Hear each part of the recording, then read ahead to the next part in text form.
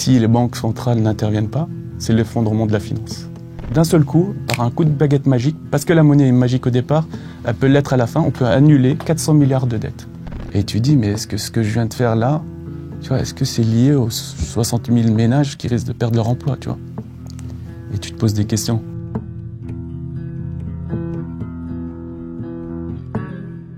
Anis Lagenève, bonjour. Bonjour. Est-ce que vous pouvez vous présenter? Anis Lagenève, donc j'ai été trader à Société Générale, puis je suis allé, ça c'était à Paris, puis je suis allé en 2009 à Londres chez Nomura, qui venait de racheter Lehman Brothers, qui venait de faire faillite. Donc à ce moment-là, j'étais dans l'œil du cyclone un peu, c'était juste après la crise. Et ensuite, en 2011, j'ai rejoint la Barclays, qui est en gros la deuxième banque britannique, et je suis resté jusqu'en juin 2016. D'accord. Et qu'est-ce que vous faisiez en tant que trader? Alors, au début, j'étais un simple trader, on va dire, jusqu'à 2006-2007. Et après, je suis devenu responsable du trading en France à Société Générale, c'est-à-dire du desk France, tout ce qui est produits dérivés. Et ensuite, quand je suis allé en Londres, j'ai été, on va dire, responsable du trading dérivé sur tout ce qui est flow vol, c'est-à-dire sur la volatilité des marchés.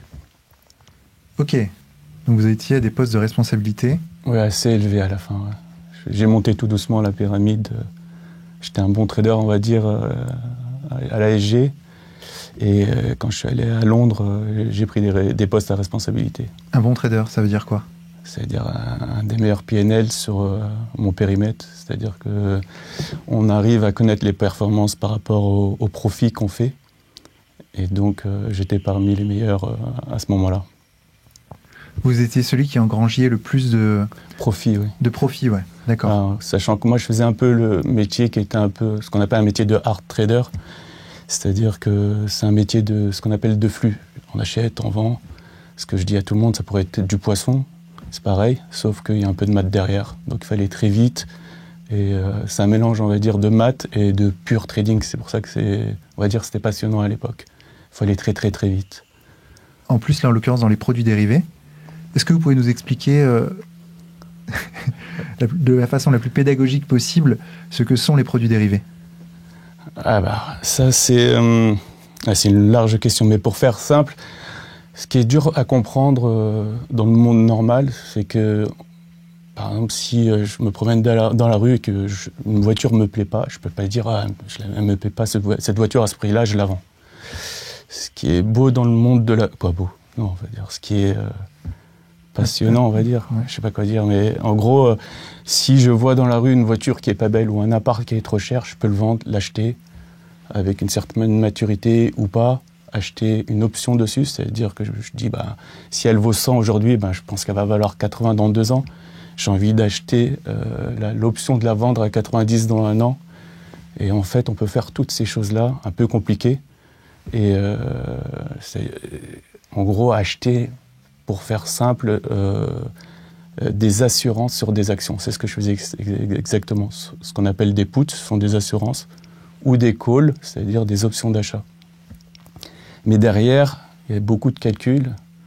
Et ce qu'on fait, en fait, en réalité, c'est que c'est pour ça que ça s'appelle des produits dérivés, on traite des dérivés. C'est-à-dire que si le marché dépend de tel et tel et tel et tel paramètre, eh ben, ce qu'on fait, c'est que synthétiquement, on achète ou on vend tel et tel et tel et tel paramètre qui ne veulent rien dire dans la vie réelle. Le principal paramètre, par exemple, c'est la volatilité. Est-ce qu'on pense que le marché va bouger ou pas bouger? Et on fait notre argent sur ça. Et derrière, il y a des vrais clients, c'est-à-dire tout ce qu'on appelle les fonds spéculatifs, les fonds de retraite, etc., qui ont, eux, peut-être plus une réalité physique à couvrir ou à jouer, mais nous, derrière, ça reste que des maths. Vous gagnez de l'argent sur du virtuel pur? On peut dire du virtuel. Des anticipations, des potentialités. Voilà, derrière, il y a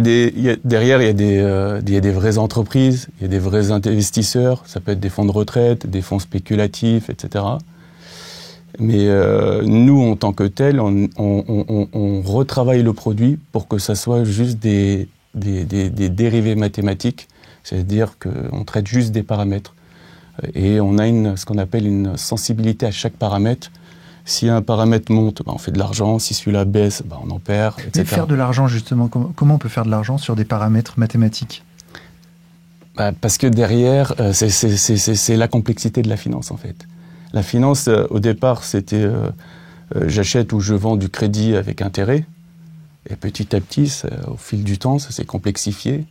Et on va dire dans les années 70-80, il y a une grande école française de tout ce qui est produits dérivés. Et donc il y a énormément d'ingénieurs français qui sont allés vers ces produits dérivés, vers ce marché-là, et qui sont devenus quasiment les numéros 1 dans le monde jusqu'à, on va dire, les années 2010. Et j'étais dans la banque qui a été la banque phare dans ces produits dérivés, qui est la Société Générale.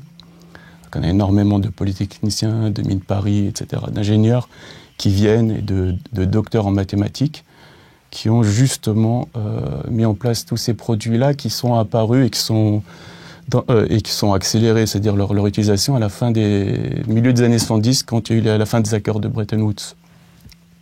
En fait, quand le dollar n'était plus adossé à l'or, les devises ont commencé à fluctuer entre elles, et aussi les matières premières. Donc les gens, au départ, avaient vraiment besoin de se couvrir pour tout ce qui est commerce international.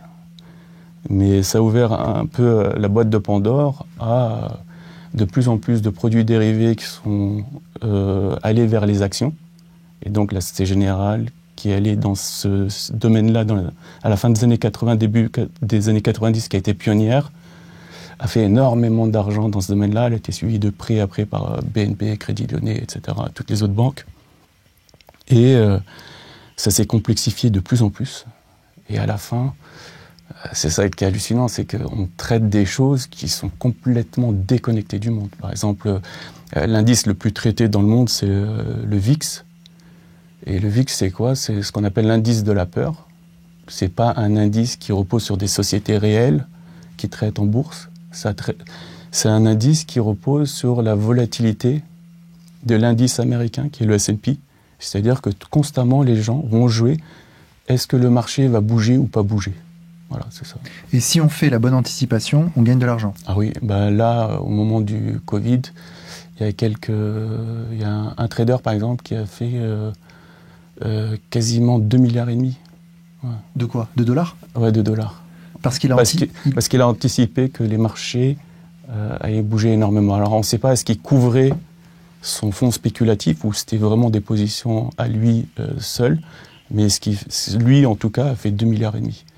Alors, ce qu'on appelle tout ce qui est trader tail risk, c'est-à-dire qu'il joue vraiment, Nassim Taleb, je crois aussi, il est spécialiste dans ça, c'est des gens qui jouent vachement les mouvements excessifs dans les périodes de stress et de risque.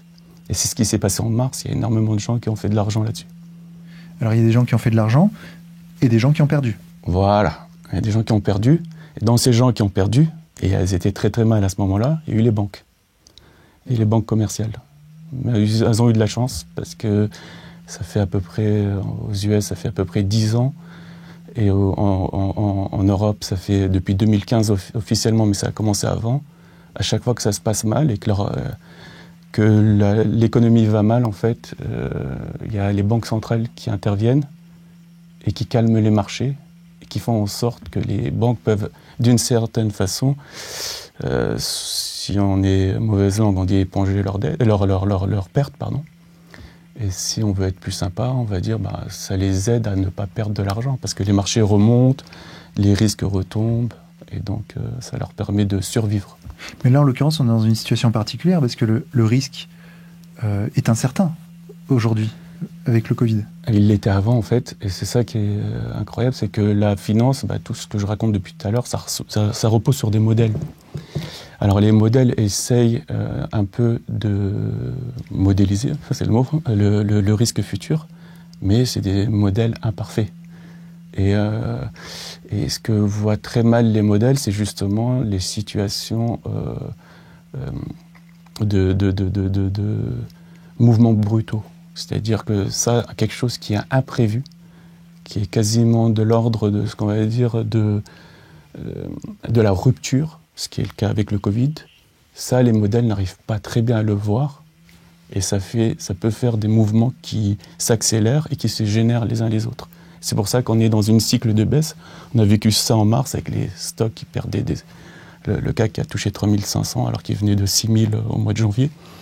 Ça crée une baisse des marchés, une peur, une panique. Et si les banques centrales n'interviennent pas, c'est l'effondrement de la finance. Et donc, d'une certaine façon, le fait que le système financier soit très très gros, c'est en même temps son assurance vie. C'est-à-dire qu'il est tellement gros que si lui il tombe, on tombe tous. Parce qu'on repose tous sur lui. C'est-à-dire l'économie réelle repose sur lui. Et donc, les banques centrales et les politiques n'ont pas le choix parce qu'ils veulent être réélus ou qu'ils ont peur de se retrouver à la Concorde. Là. Et eux, ils sont obligés d'agir et de dire aux banques centrales, oui, feu vert. Vous pouvez imprimer autant que vous voulez, racheter, en fait c'est un peu technique, mais ils injectent la monnaie dans les marchés financiers en soi-disant rachetant des dettes de multinationales et des dettes publiques. C'est-à-dire qu'ils rachètent la dette à des détenteurs privés. Mais en fait, ce qu'ils font, c'est d'une certaine manière, ils le savent, limiter le risque. C'est-à-dire qu'ils savent que l'argent qui va être créé va être utilisé derrière pour éteindre l'incendie. Donc en gros, on a des gens qui font de la spéculation de très haut niveau et qui gagnent des milliards grâce à ça. Quand ça se passe bien. Et qui savent que de toute façon, ils seront sauvés si ça se passe pas bien. Oui, ils sont obligatoirement, c'est comme ça depuis 2008. C'est-à-dire que le système financier a voulu dire, attendez, en 2008, ils se sont dit, si il y a une immunité à chaque fois, le risque n'existe plus et le capitalisme tombe. Parce que le capitalisme justifie le profit grâce justement au risque. Ouais. Mais il n'y a plus de risque. Parce qu'ils ont voulu faire tomber une banque, Lehman Brothers, et on a vu que c'était le cataclysme. Et donc ils ont appris, ils ont dit, bon, on ne va plus faire ça. À chaque fois qu'il y a une crise, à peine le marché baisse, c'est fini. Les banques interviennent et elles jouent les pompiers. C'est-à-dire qu'elles impriment de l'argent, elles l'injectent dans les marchés financiers. Et ça, c'est un peu technique, si tu veux, on pourra l'expliquer plus tard, mais d'une certaine façon, ça agit vraiment comme un réducteur de risque partout. Comment on appelle ça ? Ça se répercute, voilà, il y a une répercussion, et, comme une vague qui part des marchés obligataires, marché de la dette, et qui petit à petit, va jusqu'aux actions et jusqu'au marché de dérivés, etc. Et cet argent qui est créé par les banques centrales, il sort d'où ? Un ordinateur. C'est juste un coup d'index sur un ordinateur. C'est-à-dire qu'eux ils ont des bilans, et avec une taille de bilan qui est décidée. Et après, s'il faut augmenter le bilan, on va toucher à une touche. Ils vont dire, ils ont commencé on ne dépasse pas les 800 milliards. Puis ils sont passés à 1000 milliards, 1200, 2000. Après, avant la crise du Covid, on était déjà à 4005. C'était fou à l'époque. Parce que c'était assez stable, la monnaie centrale. C'est-à-dire qu'il y a deux façons de créer de la monnaie. Soit c'est la banque centrale, soit c'est les banques commerciales. Les banques centrales étaient dans ce qu'on appelle la légende des marchés libres. C'est-à-dire que le marché est efficient, il sait injecter et créer l'argent là où il le faut. Et ça, c'était plutôt le crédit commercial. Mais ça s'avérait être une fable en 2008 parce qu'ils ont créé tellement d'argent qu'ils ont prêté à des gens, ça a commencé aux US, mais ça s'est répandu en Europe, qu'ils ont prêté à des gens pour acheter de l'immobilier, etc. Et que quand il y a commencé à avoir panique sur l'immobilier, alors c'est très fort aux US et un peu en Europe, ils se sont dit, mais c'est pas possible, avec tout ce qu'on a comme stock d'immobilier, si l'immobilier baisse, c'est tout le système bancaire qui s'effondre. Donc là, ils ont sauvé à ce moment-là le système bancaire en sauvant justement, en injectant de la monnaie, des liquidités, etc., pour que les banques survivent et justement qu'elles puissent redonner des crédits et que les gens continuent à se rendetter sur 20 à 25 ans pour maintenir l'immobilier. Parce que si l'immobilier baisse, tout le monde se casse la gueule. Et derrière, ce qu'elles ont fait aussi, pour plus que les marchés soient volatiles et que la Grèce emprunte à 25%, le Portugal à 10-12%, etc., ce qu'ils ont fait, ils ont injecté de la monnaie centrale, de la banque centrale, directement dans les marchés financiers. C'est le marché de la dette. C'est le marché de l'occasion de la dette. Et donc, qu'est-ce qu'elle fait ? La banque centrale, elle appuie sur un bouton, elle dit, on va imprimer. Et elle va dire à chaque banque centrale, selon son poids dans la BCE, allez-y, occupez-vous de votre État et de vos multinationales, depuis le 2017, ça pour les multinationales, et depuis 2015 pour les États, allez-y, achetez de la dette, injectez de la monnaie.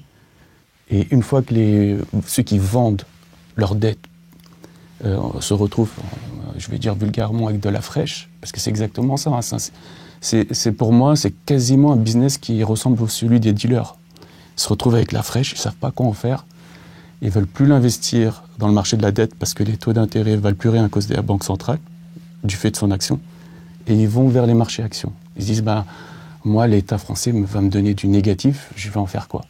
Ou l'Allemagne va me donner du 0,8 sur 10 ans, ça ne me rapporte rien. Par contre, tel stock paye encore 2 à 3% de dividendes par an. Donc je préfère aller investir là-bas. Et qu'est-ce que ça fait? Ça fait monter le prix des actions. Et les plus malins, c'est ceux qui étaient mes clients, en fait. Eux, ils disaient, mais c'est tout ça, là, 2-3%, moi, ça ne m'intéresse pas, je veux faire du 10%, du 8-10%. Qu'est-ce qu'ils font? Ils vendent ce qu'on appelle les assurances dont on a parlé au début, que je n'ai pas très bien expliqué, mais en gros, ils vendent de la volatilité ou des produits dérivés très compliqués, un peu complexes, parce qu'on est les rois de la complexité, et surtout les banques françaises, même si maintenant toutes les banques américaines et anglaises sont mis à niveau et nous ont même dépassé, ils vendent ce qu'on va dire, ce qu'on appelle du carry, c'est-à-dire de la volatilité. Et c'est quoi la volatilité? Est-ce que le marché va bouger ou pas? Eux, ils font le pari que le marché ne bougera pas. Et ça leur apporte de l'argent. Que le marché bougera pas? Ça, c'est en général. Pourquoi? Parce qu'ils ont des actions. Et face à ces actions, ils veulent toucher les dividendes. Mais en plus, parce qu'ils savent qu'il y a la Banque centrale derrière, ils vendent de la volatilité. C'est-à-dire que s'il ne se passe rien, à chaque fois, ils touchent un peu, ils touchent un peu, ils touchent un peu. Et s'il se passe quelque chose, il y a la Banque centrale qui va agir. Donc, ils vont avoir peur pendant une semaine ou deux, mais ça reviendra. Donc c'est un casino qui assure les pertes, qui paye quand on perd. Alors, c'est ce que j'essaie d'expliquer sur mon Twitter, parce que nous, on est habitués à ça. Moi, je ne fais pas de différence entre l'argent et le risque. Et ça, c'est très compliqué à comprendre pour le commun des mortels. Et c'est sur ça que joue la finance. L'État, bien sûr, il doit comprendre. Je ne sais pas si tu es ministre de l'économie, je sais qu'il ne sait pas c'est quoi un hectare, le gars, mais je pense qu'il a des gars un peu smart qui lui expliquent ce qui se passe. Je parle de Bruno Le Maire. En réalité, par exemple, on va prendre le cas de Renault. L'État, il est actionnaire de Renault, il veut sauver les emplois, il veut sauver l'industrie, c'est très très bien. Mais qu'est-ce qui se passait avant, en fait, quand une boîte allait mal? C'était les actionnaires, ce qu'on a tous appris à l'école. Moi, je n'ai pas fait beaucoup d'économie à l'école, mais le peu que j'ai fait, j'ai appris ça. C'est-à-dire que, par contre, je l'ai vécu après pour de vrai. Hein. Et 2008, 2007, tout le temps. Quand une boîte va mal, elle fait ce qu'on appelle une augmentation de capital. C'est-à-dire qu'elle dit aux actionnaires, les gars, je vous ai payé des dividendes quand tout se passait bien. Maintenant, ça se passe mal pour moi. S'il vous plaît, venez m'aider. De toute façon, c'est votre boîte, c'est pas la mienne. La boîte, elle n'existe pas. Et les gens qui gèrent la boîte, ils gèrent juste la boîte qui appartient aux actionnaires. Donc les gens apportaient de l'argent. Et pour les inciter à apporter cet argent, ils faisaient en sorte que le cours des nouvelles actions était très très bas. C'est-à-dire que s'ils n'apportent pas, ils se font diluer, ils perdent une certaine somme. Donc ça les poussait vraiment à soit eux investir les actionnaires, ou soit trouver quelqu'un qui investira à leur place. Donc ça, c'est ce qui se passait avant. Maintenant, qu'est-ce qui se passe? On va prendre le cas de Renault. Donc quand tout se passe bien, ils ont touché des dividendes de malade, le stock est monté, etc. Donc tout se passait bien, ils faisaient quasiment du 5-6% par an, alors qu'ils empruntent l'argent à du 1%, voire du 0%, sans parler de l'effet de levier. L'effet de levier, c'est pour multiplier encore tout ça, tous ces effets-là. Là, c'est l'État qui est arrivé, il a dit, je vais garantir le prêt. Pour moi, ma part à moi, mais aussi pour les actionnaires. C'est-à-dire, il est arrivé, on va prêter 5 milliards à Renault, et au lieu qu'elle aille emprunter dans le marché, au prix du marché, à cette époque, quand ils l'ont fait il y a à peu près 6 mois, Renault devait emprunter à 5%, grâce à l'État, qui garantit le prêt, il y a des calculs qui sont faits, etc. Et comme l'État emprunte à des taux négatifs, Renault a emprunté à des taux très très très très bas, parce que l'État était derrière pour garantir le prêt. Et là, nous, on dit, c'est super. Ils n'ont pas gavé les gens qui ont prêté l'argent, etc. Mais en réalité, c'est nous qui avons gavé les actionnaires. Parce que s'il se passe quelque chose sur Renault, c'est nos impôts qui vont devoir les payer. Ou sinon, on va devoir réduire les services publics. où on va devoir faire de l'austérité, geler le salaire des fonctionnaires. Et ça, on n'arrive pas à le comprendre, en fait. C'est que constamment, l'État joue avec le risque et il se dit, il va rien se passer, il va rien se passer, il va rien se passer. Mais le jour où il va se passer quelque chose, ils vont faire comme avec le Covid. Ah, mais c'est faux, t'as pas de chance. Personne n'avait vu le Covid venir. Mais quand on discute avec des gens qui sont dans la finance, beaucoup de gens, beaucoup ont vu la crise de février arriver. En fait, le Covid, c'est juste une aiguille. Il y avait la bulle de la dette, elle était déjà là. La bulle des marchés était déjà là. La bulle des dérivés était déjà là. Ce qui s'est passé, c'est que le Covid est arrivé comme une aiguille qui a fait péter la bulle. Et, comme je l'ai dit tout à l'heure, il y a le pompier. Je l'appelle Maman BCE, moi. Maman BCE qui est arrivée, la Fed, etc. Et ils sont très très forts parce qu'ils jouent sur la peur des gens. Les gens qui allaient perdre leurs emplois, qui n'allaient pas payer leur retraite de crédit, que ce soit pour les loyers ou pour les petits commerçants. Vous inquiétez pas, l'État va tout garantir, etc.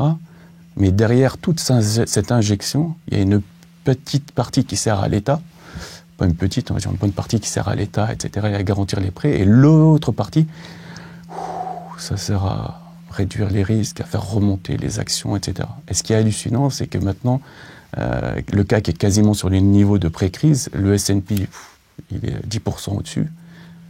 C'est-à-dire que l'argent qui a été injecté a été vraiment injecté comme des gorées, parce que derrière, il y avait la peur des gens. Et ça leur a donné vraiment un feu vert pour y aller. Et pour dire, c'est le quoi qu'il en coûte de Draghi, ça c'était l'ancien président de la Banque Centrale Européenne, qui a été repris par Macron en 2020. Draghi l'a dit en 2014-2015, et Macron l'a repris en 2020. Quoi qu'il en coûte, en fait, il en coûtera à nous tous, à la fin. Comment on peut faire le lien justement entre ce que, par exemple, moi je paye en tant que citoyen qui paye des impôts et ces banques centrales européennes et américaines, etc., qui font marcher la planche à billets virtuelle? C'est super dur le lien. Il est super dur. J'entends pas beaucoup de gens le dire, moi, et je le dis depuis 3 ans, il est super dur le lien à faire entre les deux. Et c'est passionnant. Oui, il est passionnant. Le lien, il est passionnant, il est super dur à trouver. Alors, le lien qui est entre les deux, déjà, il faut pas croire à l'argent magique. Et quand Macron dit il n'y a pas d'argent magique, en même temps, j'ai envie de lui dire, t'es un menteur. Il existe que pour la finance. Mais l'argent magique existe pour la finance, mais en réalité, il n'existe pas. Parce qu'on ne peut pas créer de l'argent et de la monnaie sans qu'il y ait une création de richesse derrière. Mais la croissance est atone, tout est un peu mort en ce moment. Et donc, quand on crée de l'argent, il y a quelqu'un qui perd. On tire sur la masse, en gros. On crée de l'argent alors qu'il n'y a pas de richesse créée en face. Mais où va cet argent-là? Alors, quand on regarde... C'est pour ça, moi, je suis quasiment un gilet jaune. Quand on voit... ma fille, elle se moque de moi. Elle dit, tu peux pas être gilet jaune, tu roules en MG. Je dis, non, je suis gilet jaune. Donc, quand les fonctionnaires en gèlent leur salaire, il est là le lien. Parce que quand on crée de la monnaie d'un côté qui appartient et qui va dans les marchés financiers, qui sert à gonfler le patrimoine de ses possédants, il y a quelqu'un qui va perdre. Et c'est marrant, c'est à plein d'endroits. On va commencer tout doucement. Quand il y a de l'argent qui est créé, il faut on peut faire de l'austérité. C'est-à-dire qu'il faut rendre la monnaie rare, il faut la détruire. Normalement, dans une économie normale, que je n'accepte pas, moi, personnellement, mais qui est fondée sur le crédit, on détruit la monnaie quand on rembourse. C'est vrai? Mais ils n'ont pas réussi à rembourser en 2008. Nous, on rembourse. Le gars qui ne paye pas son crédit immobilier, je pense qu'en 6 mois, il est dehors. On est tous là, on a peur. Peur de pas. Mais eux, non. Eux, ils n'arrivaient pas à rembourser en 2008, en 2010. Personne n'y arrivait. Même les États, à un moment, qui ont sauvé la finance, ils se sont retrouvés attaqués par la finance. Ce qu'on appelle la crise de la dette souveraine. Et à un moment, même les États, ils suffoquaient. La Grèce, le Portugal, l'Espagne, l'Irlande. C'est-à-dire qu'ils ont été attaqués par ceux-là même qu'on a sauvés. Attaqués, c'est-à-dire? En fait, ils attaquent leur dette. C'est-à-dire que tous les États, en gros, ont sauvé leur banque, ont sauvé la finance, parce qu'elle allait s'effondrer.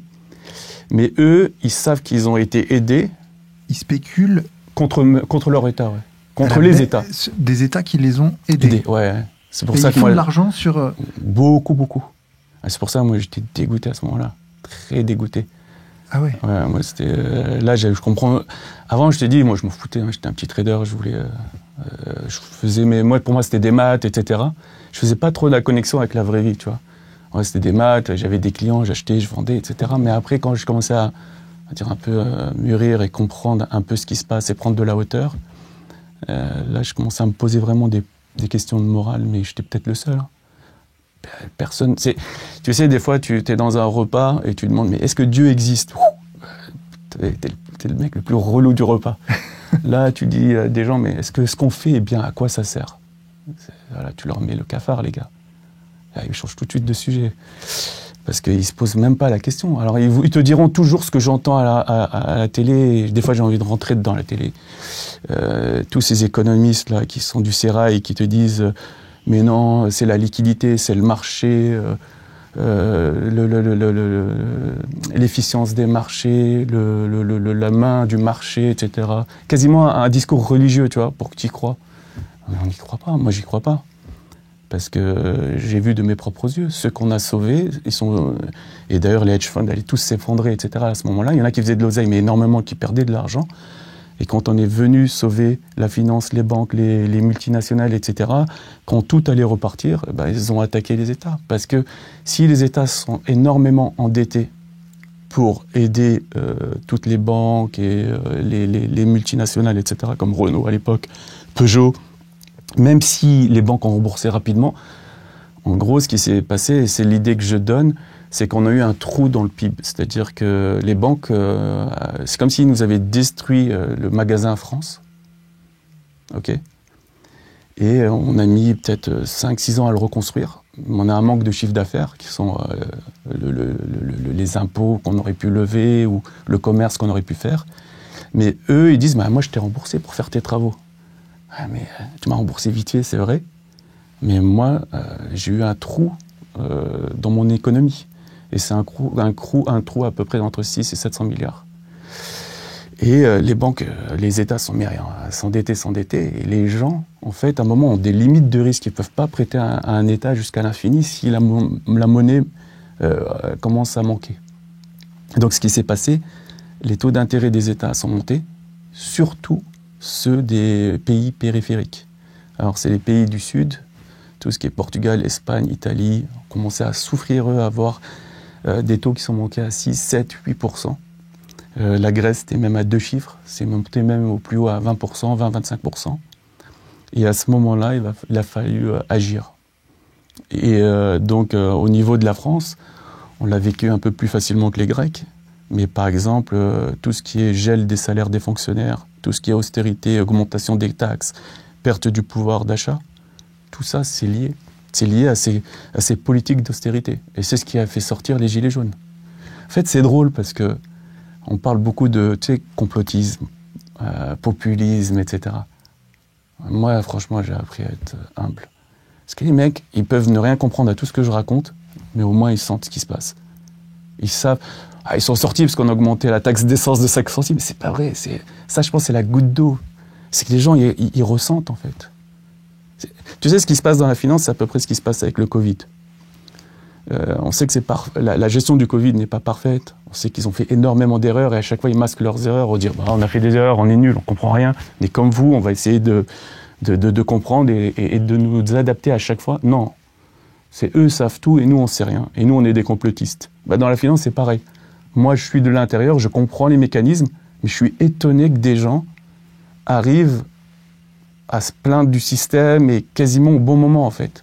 Et Gilets jaunes, c'est un peu l'expression de tout ce que je raconte là. Parce qu'eux, ils l'ont vécu concrètement, tout ce que je raconte. Ils ont vraiment vu que petit à petit, la vie devenait un peu plus dure, quoi. C'est-à-dire qu'on doit donner plus de notre temps à payer des taxes et des impôts. Et il y a un petit ras-le-bol, et tout ça pour avoir moins de services publics.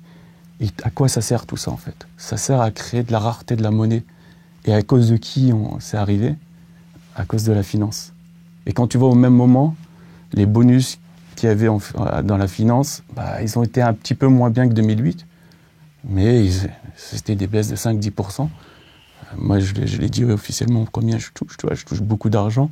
Je ne sais pas si ça vaut le coup de le dire là, mais... Si, pour qu'on se fasse une idée. Beaucoup. Mais jusqu'en 2016, on va dire Au-dessus de 100 000 euros par mois. Par mois? Ouais. Encore maintenant, là? Non, là j'ai arrêté, ça fait depuis 2016. Mais moi je suis un peu un cas spécial. Hein. C'est que j'étais un peu, on va dire, orthogonal à tout le monde. Ce que ça s'appelle orthogonal, c'est-à-dire je suivais pas le troupeau. J'étais le mouton noir et c'est un peu ce qu'ils aimaient aussi. Quelqu'un qui réfléchit pas dans la matrice, quoi, avec tout le monde. Et en même temps, ça m'a permis aussi de gagner beaucoup d'argent. Alors, donc un trader peut gagner 100 000, voire plus, par mois? Pas tout le monde, hein. Je pense que, on va dire...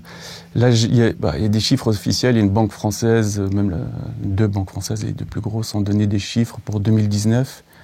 À peu près, la plus grande banque française, pour 1400 employés, a payé quasiment 950 millions d'euros. C'est-à-dire quasiment, en moyenne, 600-700 000 euros par personne. C'est-à-dire 60 000 euros par mois. Ok. Pour 1400 personnes. Pour leur pool de traders. Voilà. Et après ça n'inclut pas tous les frais, c'est-à-dire pour ceux qui sont vendeurs, les restos, avec leurs clients, dans les restos 3 étoiles, etc. Tous les frais, tout. C'est-à-dire tout le confort qu'il y a derrière.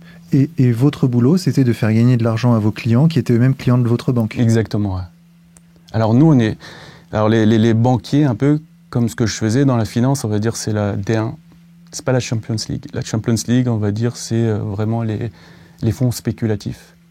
Et eux, ça peut aller, par exemple, aux US, ça peut aller jusqu'à 1600 millions par an de dollars. Comment ça? Il y en a un, il a gagné, je crois que c'est en 2018, 1,6 milliard de dollars sur l'année. Mais non.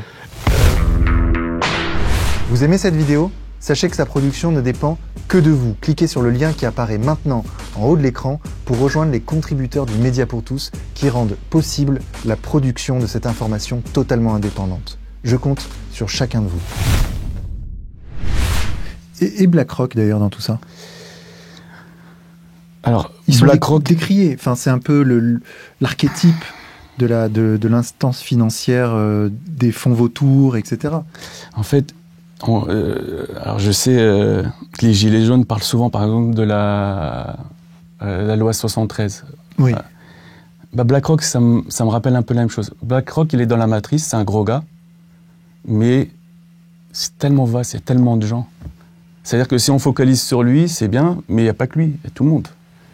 C'est que la finance, en fait, c'est ce que je dis. Moi, je tape sur la finance et 2 secondes après, je vais manger avec mes potes qui sont toujours dans la finance, parce que j'habite dans un quartier où il y a que des Français et ils sont tous dans la finance. C'est mes anciens collègues.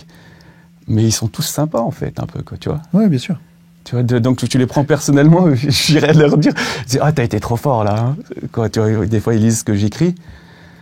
Mais en fait, je me dis, mais c'est qui est responsable? En fait, la responsabilité est diluée. Mais je pense qu'il y en a qui sont plus responsables que d'autres. Qui?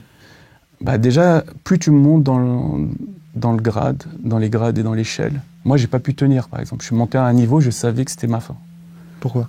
Parce que je suis monté d'un niveau où j'étais responsable d'une petite équipe à un niveau où on m'a dit, tu vas un peu participer à ce qu'on appelle le board de la salle de marché, et donc le comité. Et donc, je recevais des emails avec tout ce qui gagnait les autres et comment et pourquoi. Et il y a des choses qui m'ont dérangé. Tu vois, parce que moi, je connaissais mon activité que je trouve à peu près propre. Tu vois, à peu près.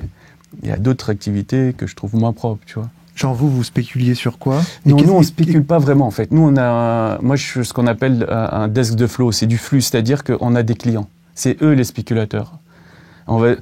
Tu peux dire, si tu veux aller loin, qu'on fait du recel de spéculation. Voilà. C'est-à-dire que nous, on aide, au nom de la banque, on aide d'autres gens qui spéculent ou pas, on n'en sait rien. C'est-à-dire que, est-ce qu'ils couvrent des positions qu'ils ont ou est-ce qu'ils sont plutôt agressifs et ils font des paris. Et en fait, on va dire, c'est moite-moite, quoi. Et ce qui vous a pas plu dans ce qu'on vous demandait de faire, c'était quoi? Alors, moi, ce qui me plaît pas, moi, dans ce que je faisais, c'était trop virtuel, tu vois. C'est trop... c'est passionnant mathématiquement, mais une fois que tu as passé ce stade, tu vois, quand tu as 23, 24 ans et que tu commences à avoir 30 ans, tu commences à avoir une gamine ou deux, Tu essaies d'avoir plus de conscience, mais t'es un extraterrestre, t'es tout seul. T'as même du mal à parler. Une fois, on avait des discussions, mais pourquoi tu te prends la tête, etc. Moi, quand j'ai démissionné, quand j'ai demandé à démissionner, c'était quasiment un choc, parce que je gagnais beaucoup d'argent à faire pas grand-chose, en gros. Comme je t'ai dit, j'étais le mouton noir. J'allais en basket au boulot, je regardais ce que faisaient mes gars. J'allais boire mon café, ça durait 1 heure, je revenais, je regardais ce qu'ils faisaient. J'avais un peu un boulot de prince, tu vois, à l'intérieur de la banque. Mais avec énormément d'expérience et de vista, tu vois. Mais je pouvais plus à la fin. J'avais beau donner ce qu'on appelle aux charités, aux organisations caritatives, etc. Pour un peu... à un moment, tu bloques, tu dis non, j'arrive plus, tu supportes plus rien. Et il y en a qui font des boulots beaucoup plus graves que les miens, on va dire, dans le sens où ils spéculent, et c'est vraiment, ils font ils peuvent faire même du mal à quelques actions, tu vois. Comme quoi, par exemple? Moi, je donne l'exemple, alors c'était il y a longtemps, il y a plein de fois, mais je peux pas dire les derniers, parce que la banque avec qui j'étais dernièrement, j'aurais promis, c'est pas que j'ai promis, donc il a fallu que... Je peux rien dire en gros, mais un jour j'étais devant j'avais hérité d'un énorme trade que j'avais gagné sur Alcatel, donc il y a quelqu'un qui se couvrait, ou je sais pas ce qu'il faisait, il spécule, ça me regarde pas à ce moment-là. Donc moi j'ai hérité de ce gros trade qui faisait pas mal d'argent, mais j'étais très gros sur Alcatel. Et en gros, j'étais tellement gros que je faisais au nom de la Société Générale pour le compte du client, mais qui lui, il est plus... tu vois, lui, il a sa partie à lui. Maintenant, c'est à moi, Société Générale, je suis responsable de ma partie et de ce qu'on appelle couvrir. Par moment, tu couvres tellement fort une action que tu la fais baisser. Et moi, donc, ça, je l'ai bien couverte aujourd'hui, j'étais très content. Et là, je vois... je me rappelle plus du chiffre, mais un énorme chiffre, genre 60 000 postes en risque chez Alcatel, etc. Le stock fait que de baisser. Je me dis, mais est-ce que c'est lié, en fait, cette news, à ce que je suis en train de faire ou pas? Et ça peut être lié, parce que, tu vois, quand il y a des mouvements baissiers sur un stock qui sont accentués par des produits dérivés, d'une certaine façon, c'est un peu lié, tu vois. Et tu dis, mais est-ce que ce que je viens de faire là, qui est juste une couverture de ce que je te disais tout à l'heure d'un risque mathématique, tu vois, est-ce que c'est lié aux 60 000 ménages qui risquent de perdre leur emploi, tu vois? Et tu te poses des questions. Après, tu poses la question au gars, personne ne te répond. C'est pas ton rôle, en gros. Toi, il te sort tout le temps la même phrase. Toi, tu es apporteur de liquidité, tu es là pour être l'huile dans le moteur du système. Ah, t'entends ça, tu dis OK. Et tu passes à autre chose. Mais c'est ce que je te dis, après, de plus en plus, tu te poses des questions, en fait. Et personne ne se les pose, ces questions. Et on a du mal à comprendre. Moi, j'ai vraiment tout bien compris le jour où j'ai eu le temps de comprendre. C'est-à-dire le jour où j'ai arrêté. Parce qu'avant, c'était que des intuitions. Et après, tu vois, là, je dis, waouh. C'est toujours les mêmes mécanismes. Tu vois, Bernard Arnault, par exemple, on prend lui, on peut prendre Drahi. En fait, tous ceux qui possèdent les médias, là, les 9 milliardaires qui possèdent 90% des médias, il avait son action qui végétait entre 90 et 100 euros en 2015. Donc je veux bien croire que c'est le mec le plus intelligent. Mais tu vois, déjà, c'était assez mûr à l'époque 2015 LVMH. Grâce aux injections de la BCE, tout le marché est monté, mais lui encore plus que les autres. C'est-à-dire que la BCE, en plus d'acheter les dettes publiques d'État, achète la dette privée de LVMH.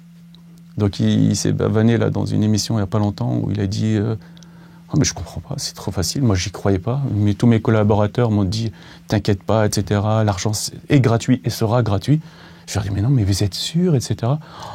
Mais ils ont eu raison, mais elle est incroyable la BCE, elle a tout fait bien, on a appris du passé, etc. Mais bien sûr. Et son action est passée de 100 euros à 500. Au mois de mars, tu sais, quand je te dis il y a eu le trou d'air, elle valait 240 euros son action. Elle en vaut 510 aujourd'hui. Elle a plus que doublé par rapport à mars. Si la BCE n'avait pas agi à ce moment-là, je pense que tout s'effondrait. Tu vois, on n'est pas pour l'effondrement. Hein. Je sais, moi, il y en a qui me suivent et qui sont pour l'effondrement. Moi, je ne suis pas pour l'effondrement. Mais il faut pas non plus être pour l'iniquité. C'est-à-dire qu'on n'est pas là pour voir la richesse de Arnaud de passer de 40 milliards à 100 milliards, tu vois. C'est pas normal ça non plus. Alors que entre-temps on a eu les gilets jaunes, on a eu toutes les manifestations de l'hôpital public, des fonctionnaires, des pompiers, des gens de l'école, etc. Les gens galèrent et il y en a d'autres qui arrivent à doubler, tripler leur richesse. Ça, c'est pas normal non plus. Et en fait, c'est quoi ça? C'est complètement lié à l'effet cantillon, c'est-à-dire les milliardaires qui voient leurs actifs, leur richesse, leur patrimoine gonfler comme une montgolfière, aller au ciel. Ça pose un problème. Pourquoi? Pas le fait qu'ils soient riches, parce qu'à la fin, c'est pas important, c'est qu'un chiffre. Et un chiffre qui est placé dans quelques ordinateurs, disséminé dans quelques ordinateurs. C'est pas très important. Et c'est pas grave. Il veut s'acheter des yachts, il s'achète ce qu'il veut, on s'en fout de ça. Ce qui est très grave, c'est qu'il commence à avoir un pouvoir. Pouvoir médiatique, d'acheter des médias, et un pouvoir politique, de pouvoir placer ou de parrainer, ou ça peut se faire sur différentes formes, des hommes politiques. Et c'est ça, en fait. Ça, on n'arrive pas à le voir parce que nous, on est endormis par des économistes qui nous parlent que de chiffres constamment. On n'arrive pas à voir les trucs un peu sournois. On n'arrive pas à voir que nos dettes, publiques et privées, c'est leur richesse. Et là, il n'y a pas de chiffres quasiment. On s'en fout que notre dette ait explosé. Moi, ce qui m'importe, c'est de voir la mère isolée qui galère, qui sait qu'elle a une dette à la fin du mois et qu'elle ne va pas emprunter à moins 1%. Elle va faire du revolving à 12-13%. Elle va faire, pour acheter les affaires d'école de sa fille, elle va faire du 5-6% chez CTLM. Et ça, on ne le voit pas. Tu vois, ok, nous, on s'endette. Je sais pas, tu m'as dit que tu allais interroger des commerçants. La seule solution qu'on leur trouve à eux, c'est de s'endetter toujours plus. Tu sais, en allemand, dette se dit Schulden, c'est la culpabilité. Donc, quand tu t'endettes quelqu'un, tu lui mets d'une certaine façon la pression. Et d'une certaine manière, tu le contrôles, tu le domines, tu l'aliènes par sa dette. Et c'est ce qui est en train de se passer. C'est que la seule chose qu'a trouvé le système, c'est qu'on était en 2008, on s'est noyé sous des montagnes de dettes. Et la seule chose qu'on a trouvé, c'est de créer encore plus de dettes. Et quand ils créent des dettes pour nous, comme je te l'ai expliqué tout à l'heure, c'est par la création monétaire de la BCE, ils nous aident à nous endetter toujours plus. Mais ça augmente le patrimoine des riches, qui deviennent de plus en plus riches et qui contrôlent de plus en plus de médias et de plus en plus le pouvoir politique. Et ça, c'est pas des chiffres, c'est de l'humain. Pourquoi ils sont puissants, les banquiers? Parce que, en fait, un boulanger, il fait sa baguette en une journée. Donc son produit, il est créé tous les jours. Un agriculteur, c'est tous les ans, tu vois, la moisson. Le banquier, voilà, il a créé son produit par une touche. Le gars qui fait la moisson, il est dans le réel. Tu vois, il doit faire moissonner, les mettre en, je sais pas comment il fait, en sac, il doit les emmener, etc. L'autre, pour déplacer l'argent, il appuie sur une touche. Voilà. Donc lui, il a fait une distorsion, le banquier, de l'espace et du temps. Le gars peut créer son produit à la seconde et le déplacer à la seconde. Tu ne peux pas te battre contre un gars comme ça. Si tu n'as pas le contrôle sur lui, c'est lui qui a le contrôle sur toi. C'est pour ça qu'ils ont le contrôle sur nous. C'est fascinant, hein. Moi ça me fascine en fait. Je vais te dire un truc. Hein. Des fois je suis pris entre mon humanisme pour les gens ordinaires et ma fascination pour ces escrocs, je te jure. C'est puissant en fait. Mais je sais pas si, c'est ça qui est incroyable, je sais pas s'il y a vraiment quelqu'un derrière. Je pense que c'est une machine humaine. C'est la somme de milliards et de milliards d'interactions et de pensées qui ont eu lieu depuis le Moyen-Âge, tu vois. Même avant, depuis l'Antiquité. Je pense qu'on a créé un monstre, en fait, qui est le fruit de l'humanité, en fait. Le fruit des tendances opportunistes de l'homme. La cupidité, ouais. La cupidité, ouais. Tu peux pas te battre contre un caractère humain aussi fort sans que les gens changent ce qu'ils rendent eux-mêmes. C'est impossible. Tu peux mettre les règles que tu veux, ils les détourneront. Si on n'arrive pas à inculquer au sein de l'éducation nationale, au sein de l'État, au sein de ce que tu veux, des familles, la fraternité, tu vois, égalité, liberté, égalité, fraternité, si on n'arrive pas à inculquer aux gens la fraternité de vouloir pour ton frère ce que tu veux pour toi-même, on n'y arrivera pas. Tu vois, moi, je raconte souvent, je vais me répéter, je vais radoter, mais quand je suis interrogé dans des rendez-vous comme ça, je raconte toujours les 3 histoires qui m'ont choqué. Vraiment choqué, c'était des tournants dans ma vie, tu vois. Un jour, j'étais dans la salle et il y avait une manifestation en Grèce et les gars m'avaient marre des banques. Qu'est-ce qu'ils ont fait? Ils ont jeté une cocktail Molotov dans une banque et une nana qui est sortie en feu. C'était une filiale de l'ASG, je crois, à l'époque. Et on avait nos écrans Bloomberg avec les news en continu. Et cette femme torche humaine qui sort de là. Et moi, je me suis arrêté, je voyais ça sur toutes les télés. Et après, tu regardes les autres. Ils continuaient. J'étais le seul choqué, je pense, à ce moment-là. Et tu vois, je me dis, mince, on est déshumanisé, là, c'est fini. Je me demande s'il n'y a pas des gens qui ont vu ça comme une opportunité. Est-ce que le marché va baisser ou pas à cause de ça? Parce que c'était vraiment... Et l'autre truc, alors c'était bien avant ça, c'était en 2001. Il y a eu le premier avion qui a tapé le World Trade Center. Beaucoup de gens étaient raisonnables, ont arrêté de traiter, donc ils ont posé ce qu'on appelle les étralis, les téléphones. Ils ont baissé les micros, ils ont arrêté de traiter, mais il y en a, non, c'était comme des fous. Et je me rappelle, moi je me suis posé devant un écran de CNN, et on voit le deuxième avion arriver en direct. Et le gars a sauté de joie, a crié, il est retourné dans son desk. Tu vois, on peut parler pendant des heures de théorie monétaire et de... Ça n'a rien. Il y avait un 3e exemple. 3e exemple, c'est... une fois, j'allais rentrer, c'était en 2008, et j'allais partir, et je vois un petit jeune, il était comme ça. Tu sais, je dis, il dort ou quoi? Je le regardais de mon desk, et je suis allé le voir, je dis, tiens, ça va? Non. Ça fait 3 ans, j'arrête pas de dire à ma mère, je fais le plus beau boulot du monde. Je croyais qu'on était les rois du monde. Mais en fait, on fait de la merde, mec. Ouais, il dit, non, mais attends, je le voyais, il était vraiment... Mec, on comprend rien. En plus, lui, il avait le book qui saignait le plus de la banque. Et c'était un junior, mais c'était un book géré un peu par des gens un peu seniors dans la banque. Et ils ne comprenaient rien. Et les seniors aussi, ils ne comprenaient rien. Parce que c'était vraiment parti en vrille. Ils faisaient des produits très compliqués, ce qu'on appelle des VAR swap. Le truc le plus toxique qui existe au monde. Et en fait, ça m'a choqué. Pourquoi? Je me dis, mais en quoi lui, il est responsable là? Il est arrivé il y a 3 ans et on lui expliquait que c'est le plus beau métier du monde. L'école lui expliquait que c'est le plus beau métier du monde. Ses parents, la société, surtout avant, tu vois. C'était après 2008. Il y est pourquoi dans toute cette histoire, tu vois. Et ça m'avait vraiment touché, parce que je me suis dit, c'est pas une histoire que de personnes. Tu vois, il n'y a pas que des cupides dans une banque, tu vois. C'est le système et les cupides. Il y a beaucoup de cupides. Mais après, il y a un peu des gens... Un jour, j'ai pris un junior, il était super fort, mais je le voyais, il était gentil, je voulais pas le mettre dans une galère. Je lui ai dit, je risque de te prendre, mais fais gaffe, c'est une prison dorée. Une fois que tu vas être dedans, tu n'arriveras plus à en sortir et tu seras dégoûté. C'est beau de l'extérieur, je lui ai donné un peu mon expérience. Il est trop bizarre, lui. Une semaine après, il a accepté, il est arrivé. Il a démissionné en 2010 et il m'a dit, mais je te prenais pour un fou quand tu m'as dit que c'est une prison dorée, je te comprends maintenant. Et il dit, putain, je ne remettrai plus les pieds. Et ouais, il y en a qui ont une conscience. Ce gars-là, on avait une énorme. C'est pour ça qu'il n'a pas tenu. Il a tenu 2 ans, il est parti. Et vous, à Nice, vous faites quoi maintenant? Moi, alors, je me dis, je prends beaucoup, beaucoup de temps pour essayer, moi, de comprendre et de partager ma compréhension de ce monde avec les gens de façon... Je ne cherche pas à convaincre ni les économistes, ni les gens très intelligents. Je veux convaincre les gens normaux. Tu vois, que 99% des gens qui comprennent rien à la finance, qui est compliqué. Et j'essaye de leur expliquer avec des mots simples. Donc j'ai fait à peu près 110 articles sur mon blog. J'ai fait à peu près des centaines et centaines de threads sur Twitter, plus ou moins courts ou longs. Et en même temps, je veux vivre un maximum dans la vie réelle.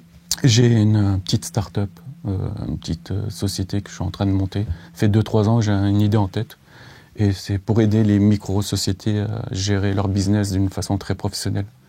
Donc je me dis, je vais prendre tout ce que je sais des banques, tout ce qui est vraiment ce que j'ai appris là-bas, et essayer de le redonner aux gens normaux. Un peu redonner à la société ce que je lui dois. Et pareil, pour moi, je dois rendre à la société, j'ai trop pris, et il faut que je rende à la société ce qu'elle m'a donné, l'éducation, etc. C'est pour ça que je défends beaucoup les hôpitaux, parce que il y en a beaucoup qui pleurent parce qu'ils payent beaucoup d'impôts, mais moi, quand mon papa était à l'hôpital ici, vers la fin de sa vie, je me suis dit, ils méritent tous ces gens, comment ils étaient dévoués, comment ils étaient là. Ils méritent tout l'impôt du monde. À quoi on sert, nous, dans une salle de marché? Tu vois, eux, là, tu vois, tout à l'heure, on se prenait la tête, je sais pas à quoi je sers. Eux, je sais à quoi ils servent. Ils servent à sauver des vies, tu vois. Ou à faire en sorte que leur fin de vie soit plus cool. Et voilà, ben, je me dis, je dois énormément à la société, tu vois. Même ce qu'elle m'a donné, tu vois, l'éducation, le savoir, etc. Il faut rendre. Et là, je suis dans cette phase-là de rendre. Ça fait 4 ans, peut-être plus, on verra. Merci beaucoup, Anis. Merci à toi.